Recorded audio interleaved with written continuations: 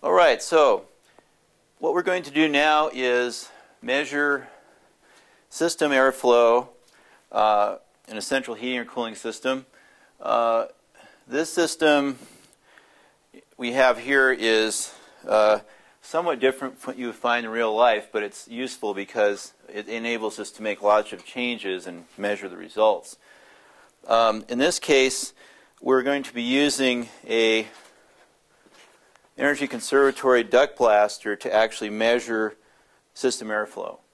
And the way we're doing that is we're going to have the furnace operate normally, but channel all return airflow through this testing fan. In this case, because we've been able to fabricate our own duct system, it's relatively easy to get access into the return side of the system and also be sure that there's no other return air coming in. It's all going to be going through there. In an actual system, you would oftentimes have to attach directly onto the air handler cabinet and then make sure that the return system back to the house was blocked off so that all the air was only going through the duct testing fan. That can often be the hardest part of the test versus actually performing the test. And takes some ingenuity and some of this. So bring your cardboard scraps and duct tape when you're doing this type of testing. All right, so that being said, here we're pretty sure we have just one airflow path in. Once we get this test going, all the air is going to be going in through here. We'll use our gauge to measure that airflow.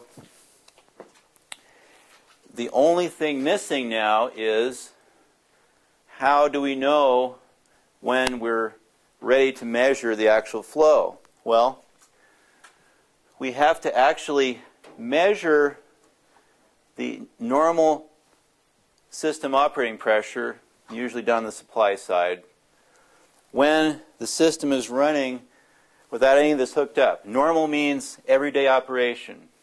Everything hooked up normally, like the homeowner would use it to heat or cool the house. A filter installed.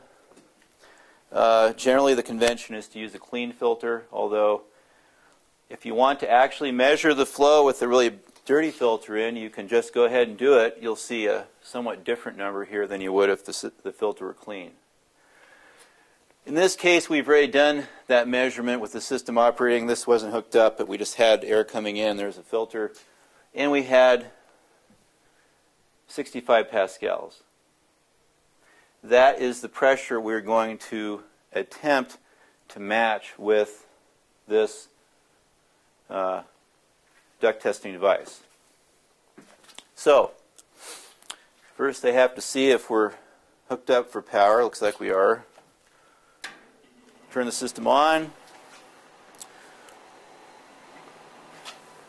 Air is coming out. All the air is now going in through our fan. Now, we could go ahead and start the test with this fan open without any restriction rings. It's generally good practice to use a restriction ring to get a more accurate reading. So I'm just going to try out ring 1. This isn't a very big air handler, so probably ring 1 is going to work.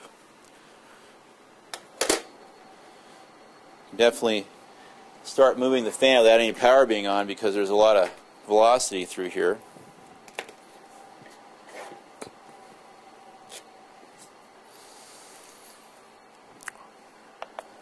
Turn on my gauge. Right now, with just the fan not operating, I'm up at about 29 pascals in the supply. And I'm going to have to actually turn the fan on. Now it's getting close. May not be able to make it without taking the ring. Pretty much right there now. Now if you're using this gauge, we can actually go in to the pressure flow mode, we have to go and select the Duct Blaster Series B, which is the black housing, and we have to select ring 1. We've matched, we're already close to 65 matching, 645, looks like we've dropped a little. I'll adjust it up, about 650 CFM. That's our actual air handler flow for the system right now.